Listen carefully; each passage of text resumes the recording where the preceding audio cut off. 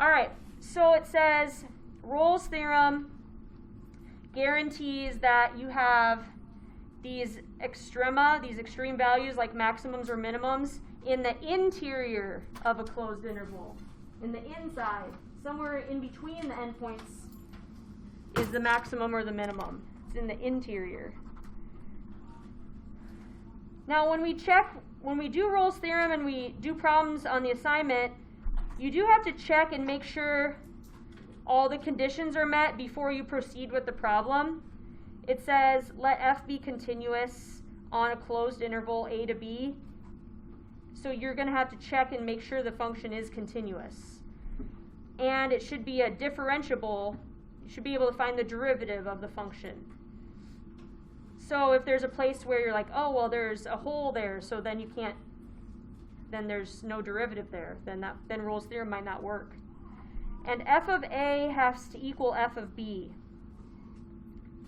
Then there should be at least one number in the interval where you might have a maximum or a minimum. Like this picture shows, f of a and f of b, they're at the same height. It's a continuous function. It's a smooth curve. I could take the derivative of that. It's differentiable. I don't see any holes or anything weird about it. So there should be a place in the middle somewhere where there's a max or min. Not the endpoint. See, somewhere in the middle. All right, so it says there should be a place between a and b at which the graph has a horizontal tangent. Like right there. Horizontal tangent. It's where the slope is 0, right? Where the derivative equals 0, where f prime of c equals 0. Horizontal tangent, see, it'd mean like the slope there is 0. The derivative there would be 0. So we're going to look at some and start trying to figure out this theorem. But like I was saying, we do have to make sure all these conditions are met first. You know, it says let f be a continuous function and differentiable, and if f of a is equal to f of b, then check with Rolle's theorem and see if it works.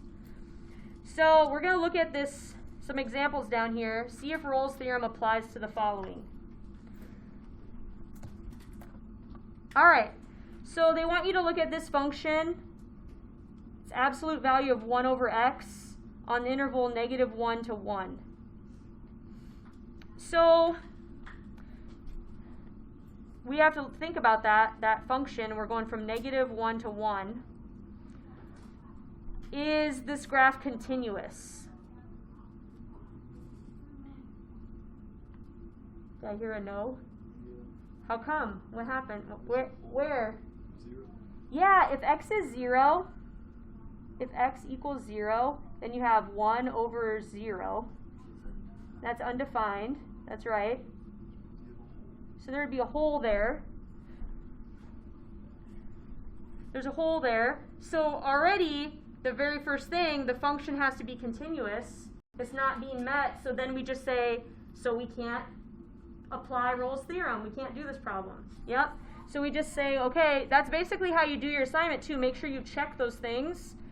If x equals 0, you get undefined, you get a hole there. So we say, so Rolle's theorem doesn't work. You don't have to write a nice, like a novel about it. I just write a few words. Yep, there we go. Rolle's theorem doesn't work on that one.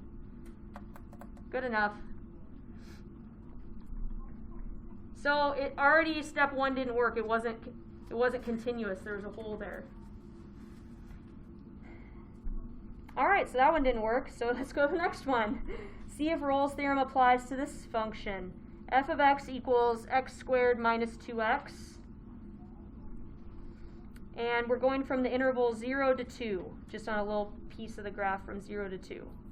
Okay, so this function, what kind of function is that? Like, would you say it's linear? Do you know what you call that kind of function?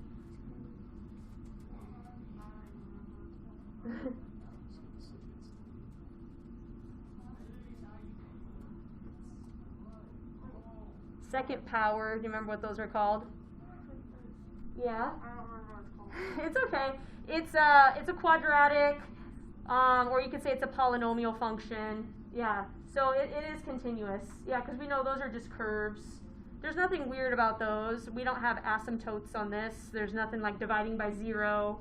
So yeah, this is, I would say it's a polynomial or a quadratic, however you want to say it. Polynomial. So it's continuous. Let's see if I squeeze that in there. Continuous. Okay, so it met the first condition. Do you think we could take the derivative of it? Yeah, it's also differentiable. I don't think there's going to be anything weird about it. It's continuous and differentiable, okay? So you do have to say these things on your, when you do the assignment. You have to say that, yes, it meets all these conditions. Okay, and number 3 up here, it said f of a has to equal f of b. You have to check that too. So we're checking all these things off. See, it's like check, check, check, checklist, 1, 2, 3. So f of a, so if we plug, see the endpoints, the 0 and the 2, that's like a and b. So if you plug f of 0, if you plug 0 into that function, what do you get? Okay. Yeah, you get 0. 0 squared minus 2 times 0. You plug 0 in for those x's. So yeah, you'd get 0 for that. What if you plug in f of 2? 2 squared minus 2 times 2. Yeah, that'd be 4 minus 4. That'd be 0. Okay, so we've checked off everything. Okay, so now we know it met those 3 conditions. So then, now we see if there's a place where the derivative equals 0. Now we do this like step 4. Now we see. So now we take the derivative of it. The derivative would be what? 2x minus 2. Equal that to 0 and solve it. And that should be a place where there's a maximum or a minimum in the interval. So add to, what do you get? X equals 1, yeah, you're right. So I usually, since the equation had x in it, yeah, usually it's x equals 1. It's really the c number that they were talking about up here. It said, then there is at least one number, they're calling it c, such that the derivative equals 0. So that's the c number, c equals 1. That's the critical number you found. That's where a maximum or a minimum would occur. You could graph it if you wanted. You were right. You were saying it's like one of those curves, those parabolas. I graphed it the other day with you. You don't have to graph it, but yeah, just like graphing it kind of verifies it. Yeah, c is 1. We got it, and it could be a maximum or minimum. If you graph it, you can see if it's a max or min. It's actually a minimum. But yeah, you don't have to graph it though. We're just finding the c number. But yeah, it's just a curve where the ends are the same height, and you found the minimum. All right, let's try one more. Use Rolle's theorem. Find the 2 intercepts of the function, and show that f prime of x equals 0 at some point between the 2 endpoints, between the 2 intercepts. So intercepts on a graph are at the same level, right? If you hit the x-axis in those 2 places, that's why. So this one's a polynomial again. It's a polynomial. So it's continuous. I'll just make a note of that. Continuous, and I can take the derivative, differentiable. And if I find these intercepts, that's the f of a and f of b that are the same like height. Yeah, because like if you have a parabola, those are the 2 ends that are the same level. Yeah, so let's find these intercepts. X squared minus 3x plus 2. How do you find intercepts? Yeah, find x-intercepts, you make y equals 0, and this is like y equals this. Yeah, so you equal this to 0, factor it, find your intercepts.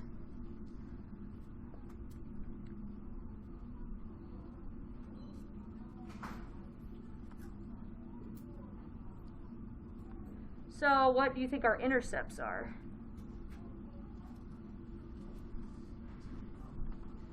Yeah, you got to get the signs right on your stuff. Yeah, 2 times 1 is 2. They're both negative, so they add up to negative 3. So x equals 2, x equals 1. Okay, so those are the intercepts. That's like f of a and f of b. If you plug 2 into that function, you'll get 0. If you plug 1 into that function, you'll get 0. Yeah, it's places where y equals 0. Yeah, they're your endpoints. So now there should be a point in the middle somewhere. If we take the derivative of this function and equal it to 0, then we'll find the c number, the critical number that's in the middle between these. Okay, so let's take the derivative of this function now. That'd be 2x minus 3. Equal that to 0. Your derivative, see, set your derivative equal to 0 and solve that. What do you get? Yeah, 3 over 2, or 1.5. And see, that number we're getting is between 1 and 2, right? It's between 1 and 2, 1.5. 3 over 2 is the same as 1.5. That's your critical number. Yep. They call it C.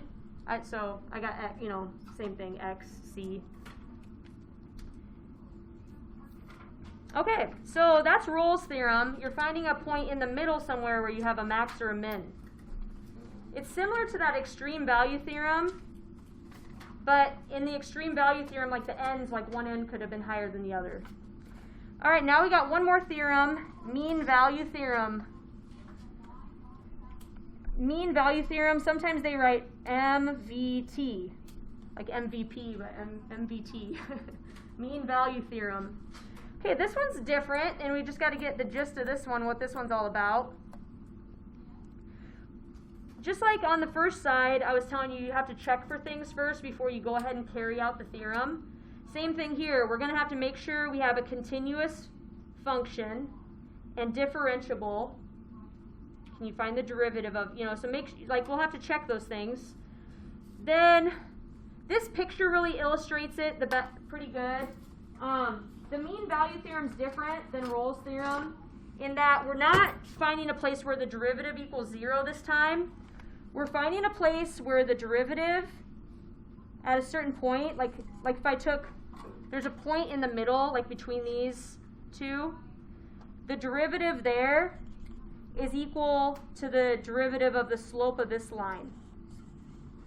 So when it says this f of b minus f of a, b minus a, that's like a slope. It's like y2 minus y1, x2 minus x1.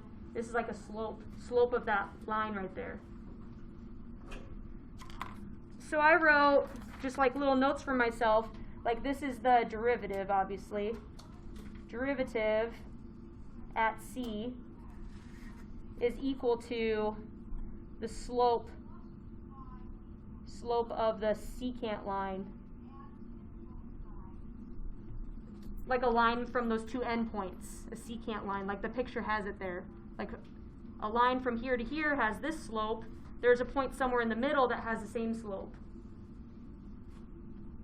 Okay, so to do this one, you have to, we have our function that says f of x equals 5 minus 4 over x. Can I write it as 4 and x to the negative 1 power? Because it said up here my function was 4 over x. That fraction's kind of tough to take the derivative of. So is it better if I write 4 times x to the negative 1? Because I'm going to have to find the derivative of that to put that into my mean value theorem, into this formula. So let's take the derivative of that. What's the derivative of that?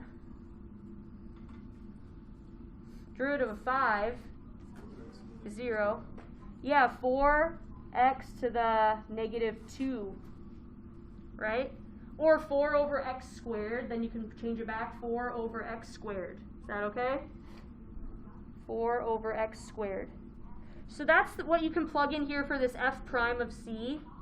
4 over x squared. You take the derivative of the function they gave you. So then they give you these endpoints, this interval 1 to 4 up here. Like 1 is a and 4 is b. So then we're going to be doing f of 4 minus f of 1 over b minus a, 4 minus 1. Like a and b are coming from the interval they give you, the open interval.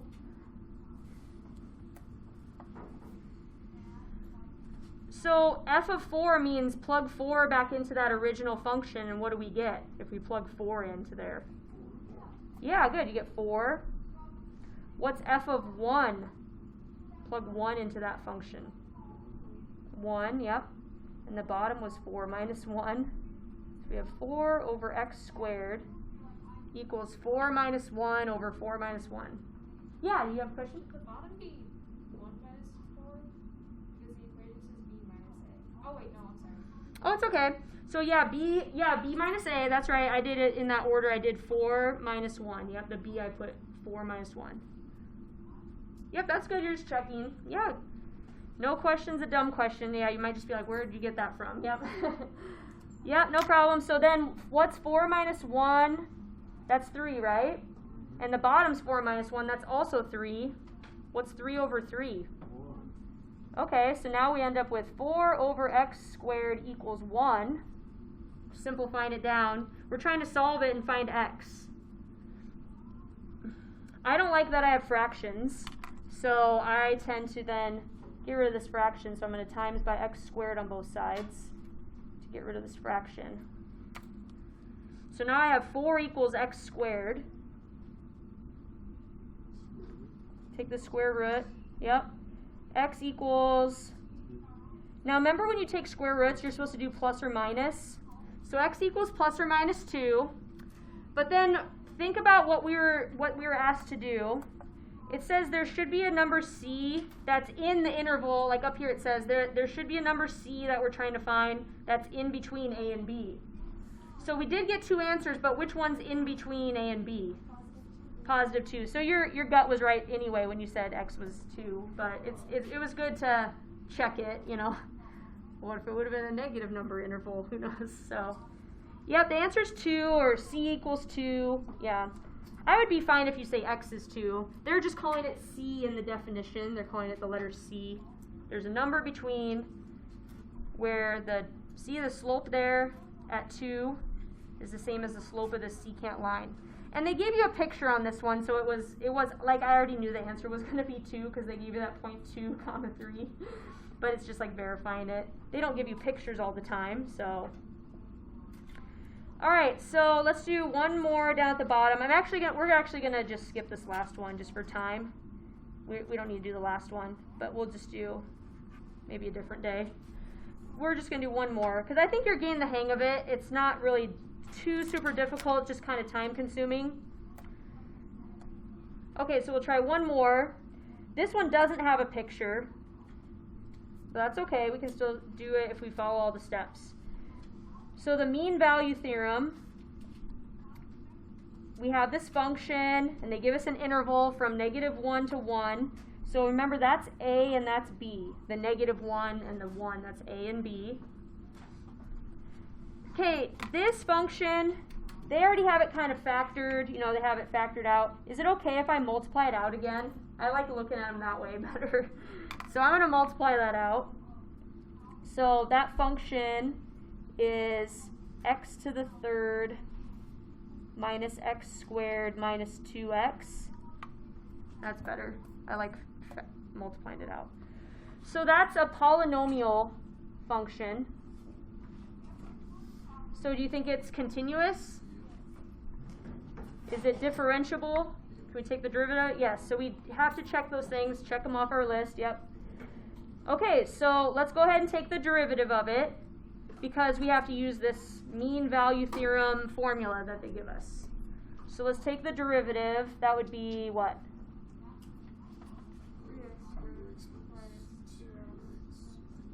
Good. Okay, so we do that. Then we're going to figure out what f of b is. So f of 1, b is 1. So f of 1 minus f of -1 over 1 minus -1. And we're going to have to take a couple minutes, and figure that out. So you're going to have to go back to your function. You can use the function that I distributed out. Let's plug in 1 into that function. What's f of 1?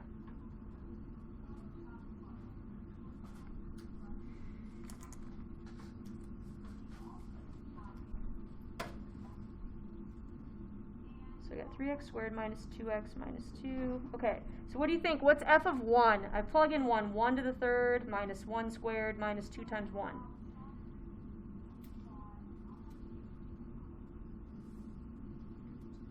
Yep, that's what I got 2. Yep, negative 2. And then minus, okay, now we have to plug in negative 1. Be careful, you have to take negative 1 to the third power minus negative 1 squared minus 2 times negative 1. You gotta be careful of all those negatives. You know, if you plug it in on a calculator, use parentheses around negative 1 in parentheses to the third. Because that's just a calculator error usually. People forget to put parentheses and they get their negatives wrong. Do you know what that is if you plug in negative 1? What'd you get? 0, yep. Yeah, it's 0.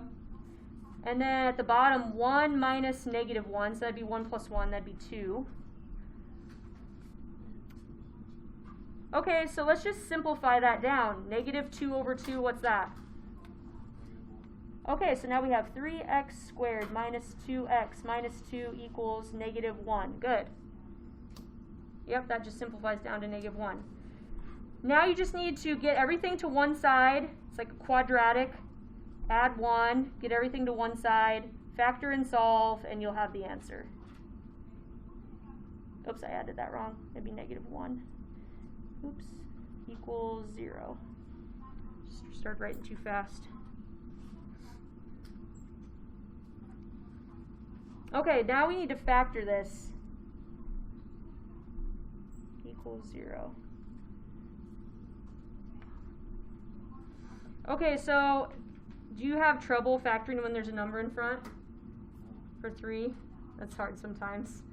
I just go to the first number, 3. I'm thinking the only way to make 3 is like 3 times 1. So I break it into 3x times 1x. I just break the first number apart. Then I go to the last number is negative 1. I know like 1 times 1 is 1. So I know these are going to be 1s, but then I have to think about how the signs are going to go so that when you distribute it out, it'll add up to negative 2 for the middle term. See, whatever you put out here gets times by 3. So I'm going to put negative there because that'll be negative 3, and then the middle part would be plus 1. Yeah, that'll add up to negative 2. So I just do it like mentally and check it. And then you solve these, equal these to 0 and solve. 3x plus 1, equal it to 0. X minus 1, equal that to 0 and solve. So you should get x equals negative 1/3 and x equals 1. Now finally again, the point of this theorem was to find a point that's in between the a and b points that they gave you that has the same slope. So look at our answers. Which answers between negative 1 and 1? Yeah, the negative 1/3. So you have to get rid of the x equals 1 because it was one of the endpoints, and we were looking for a point in the middle that has the same slope. So this time, when you do the mean value theorem, you're not finding a max or a min. You're finding a point on the graph where it has the same slope as the slope between the endpoints of between the secant line, the slope of the secant line. So, because yesterday someone was asking me too, like, what's the difference in these theorems? They're kind of the same, but on the first one we were setting the derivative equal to 0, and this one we're taking the derivative still, but we're equaling it to the slope formula. That's the slope of those endpoints, the line that makes the secant line. All right, so the problems are in the text, in the book.